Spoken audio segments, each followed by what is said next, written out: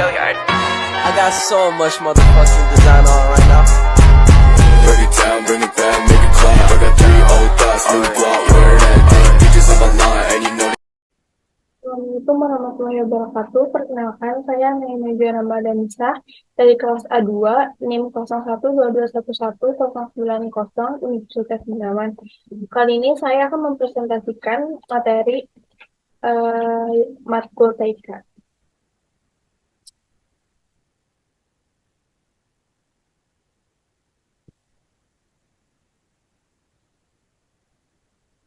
Ini adalah PPT materi Teknologi Informasi dan Komunikasi.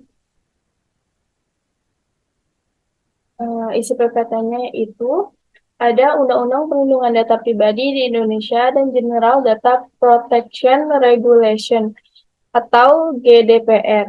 Uni Eropa adalah dua peraturan yang bertujuan untuk melindungi data pribadi individu. Berikut adalah perbandingan antara keduanya. Yang pertama ada ruang lingkup. Kalau di Indonesia itu ada Undang-Undang Perlindungan Data Pribadi atau disingkat UU PDP di Indonesia berlaku untuk semua entitas yang mengolah data pribadi di Indonesia termasuk organisasi, pemerintahan, perusahaan swasta, dan individu. Sedangkan kalau di Uni Eropa, GDPR berlaku di seluruh negara anggota Uni Eropa dan juga berlaku bagi perusahaan di luar Uni Eropa yang mengolah data pribadi warga Uni Eropa. Selanjutnya ada definisi data pribadi. Kalau di Indonesia itu Undang-Undang Perlindungan Data Pribadi di Indonesia mendefinisikan data pribadi sebagai setiap informasi tentang individu yang dapat diidentifikasi secara langsung atau tidak langsung. Sedangkan kalau Uni Eropa memberikan definisi data pribadi yang lebih luas, mencakup informasi apapun yang dapat mengidentifikasi individu secara langsung atau tidak langsung. Nah, yang ketiga ada prinsip-prinsip utama. Prinsipnya juga di kedua negara ini sangat berbeda.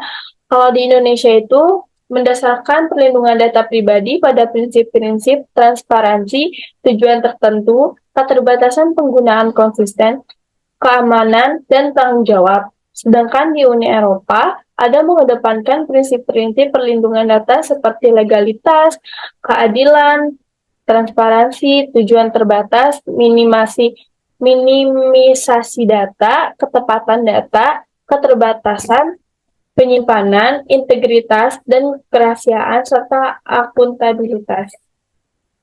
Yang keempat ada persyaratan pemberitahuan.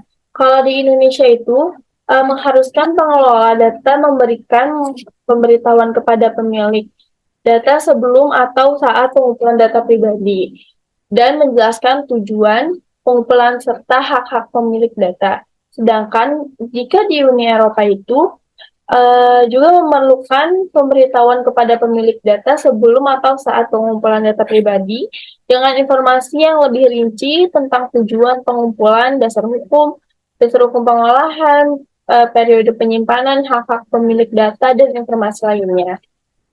Yang kelima ada sanksi hukuman. Sanksi atau hukuman.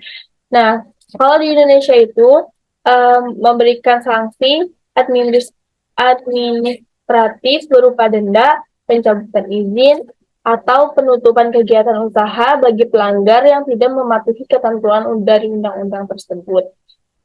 Kalau di Uni Eropa itu memberlakukan denda yang lebih berat mencapai 4% dari total pendapatan tahunan global perusahaan atau 20 juta euro.